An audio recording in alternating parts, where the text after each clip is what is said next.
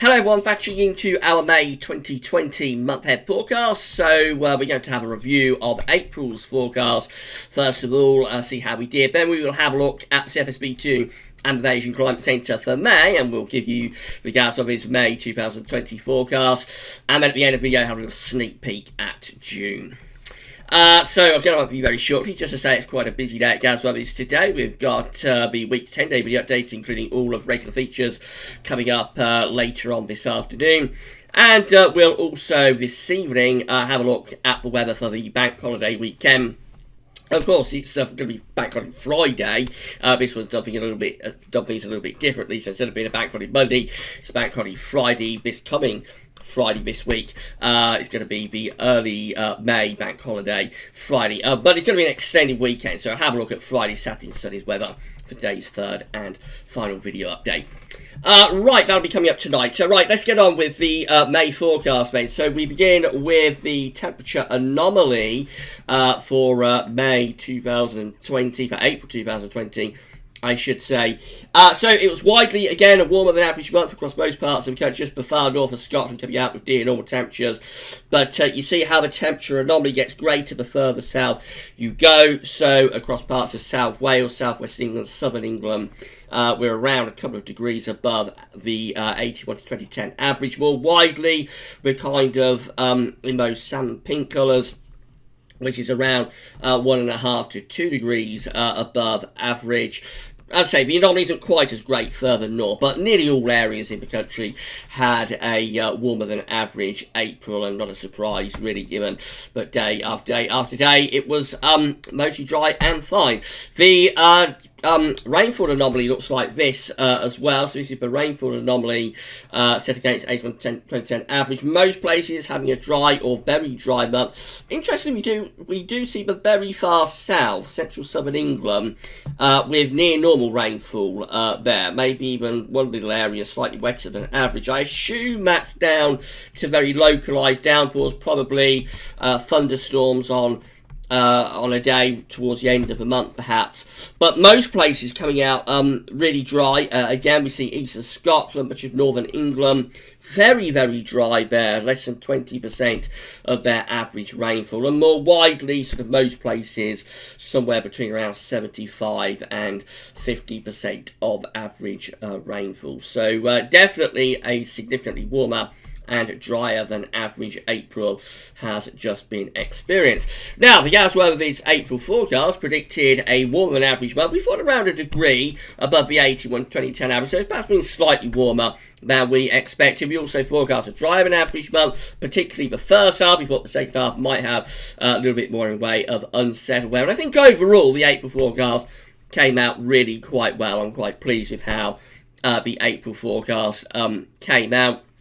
As I say, it's perhaps a little bit warmer than anticipated. As I always say, these long-range forecasts, we're basically looking to get the direction of travel right. So if we can get the overall setup right, be it high pressure, low pressure, and if we can get the warmer, drier, or colder, wetter, or whatnot anomalies right, then we're going in the right direction. Very often it's quite difficult to forecast sort of extreme months, be they extreme warmth or cold or rain, and so on. So I'm quite pleased with the overall direction of the forecast. We perhaps didn't anticipate to get quite as warm as it did, but we did predict a warmer than average month, quite significantly so.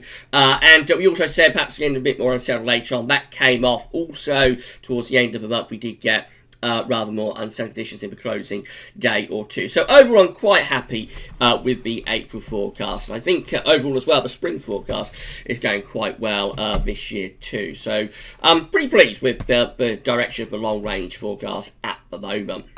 But let's see what May has in store. So this is the 700 millibar height anomaly from CFSV2 for May 2020. It's going for quite an unsettled month with below average heights in the Atlantic and coming into the UK and Northern Europe. The jet stream is doing something a little bit like that. So yes, it does look rather an unsettled month really for May on the CFSV2 700 millibar height anomaly. The temperature anomaly also looks a little bit on the cool side, certainly not as warm as we've had in April. We've got northern parts of Europe actually coming out colder than average. Some parts of southern Europe a little bit warmer than average. For the UK and for Ireland, we're sort of close to average or no signal. But it's certainly not indicating a particularly warm May, let's put it that way. So not really surprised given the overall 700 millibar anomaly for May with the low pressure coming in off the Atlantic. So and jet stream on a little bit of a southerly track as well. So we were having a rather cooler month, if that's right. Also a little bit on the unsettled side too, but more particularly for more southern areas. So Ireland, southern England down to France. Those sort of areas coming out with above average precipitation across northern Europe. It's driving average across parts of Scandinavia, also Iceland. So although we don't really see it within the 700 millibar height anomaly, it does perhaps hint at a little bit of northern blocking, I think, going on within the northern latitudes through this May. We don't really see it on the 700 millibar height anomaly, but this area here, this white area here, may in the end finish up getting filled in with some high pressure, with some blocking. And that could be what's sending the low pressure and the jet stream southwards. Just thinking about why it would be driving average across the northern latitudes, because we've also got Greenland over here looking a bit driving average. We've got Svalbard up there looking a bit driving average. So to me, that's sort of indicating some northern blocking through this May, which sends the jet stream southwards and takes the areas of low pressure a little bit further south as well. So rather a cool and unsettled May, really, being indicated by the CFSB2. Not a particularly inspiring end to the spring.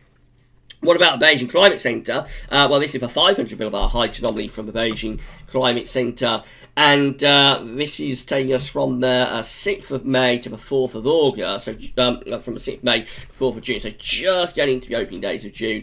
And it looks a little bit different to what the CFS is going for, actually, with below average heights within the northern latitude, so above average heights down to our south, and sort of near normal heights through most parts of Western Europe, UK, Ireland. Come over here, near normal heights just there. So let's have a look at the temperature anomaly, and it's actually slightly above average of Beijing Climate Center for the rest of May. Slightly above average temperature anomalies. Precipitation anomalies, there we have got a bit of agreement because it does look relatively unsettled too, with some above average rainfall anomalies, particularly for much of the UK. Now this is a complicated month to forecast for. I'm not sure either of these models have got this particularly well sorted out.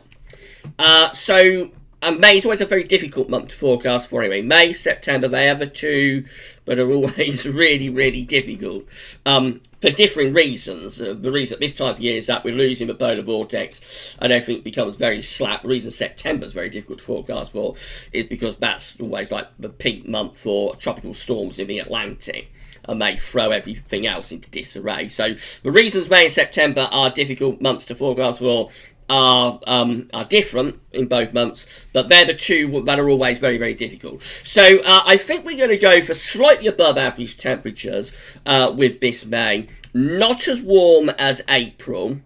So we said last month we didn't think April would be an overly warm month, and it was, but I don't think this May is going to be excessively warm. I would say average, just a little bit above average. I wouldn't rule out the chance actually of some northern and east areas if we do get a couple of cold northerly interludes coming out slightly below average. I think the overall UK temperature anomaly and probably the central England temperature anomaly will be slightly above average. But the deviation to average could mean that this May finishes up relatively close to April for its CT. The April CT came out in the 10s, I think it was 10.4 or possibly 10.6. I would suspect May CT will be just a little bit above that, so probably somewhere in the low 11s, but I don't think the 2 months will have a particularly big anomaly. That's something to watch out for. But I think this May will come out warmer than the month before. I don't think it'll be colder than the month before, but that's something to watch out for anyway. But coming back to the temperature anomaly, so I think slightly above average, average to slightly above, but not as warm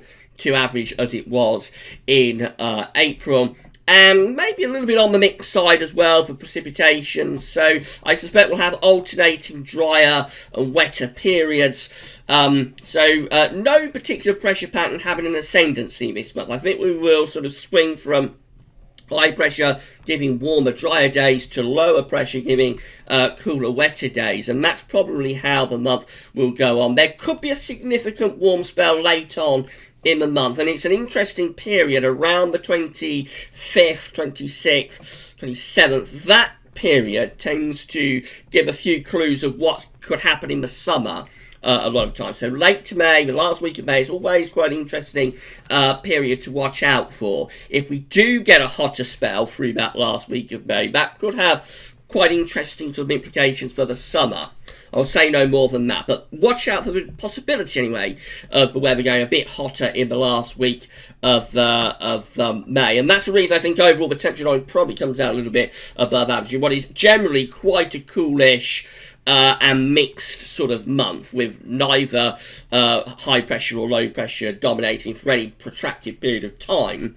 And we go from sort of high pressure, low pressure, and alternate. So a rather changeable month, but with some useful dry weather in there, and the possibility that it gets hotter for a few days anyway in the last week of the month. The last thing I want to leave you with is the CFSV2 700 millibar height anomaly for June. This is a sneak peek, and it looks like we have a Scandinavian high on our hands in June. And so probably winds coming in from an east to southeasterly direction. There could be low pressure coming through here.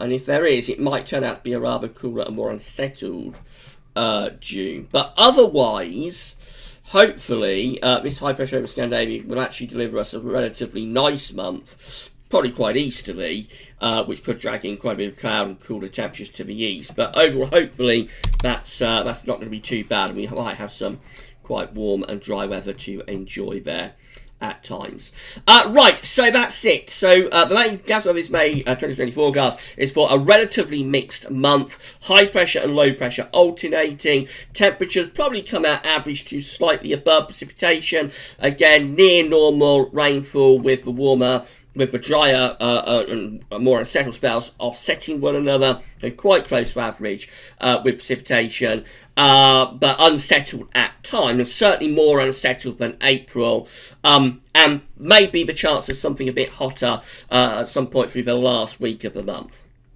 That's as much as we can do for you, so we'll see how it goes, and as ever we will review this forecast when we issue the June 2020 forecast. We're going to be back later on with your week's 10-day video taking including all of regular features, and then have a look at the bank holiday weekend. That's going to be around 7 o'clock this evening. That's all for now though, and thanks for watching.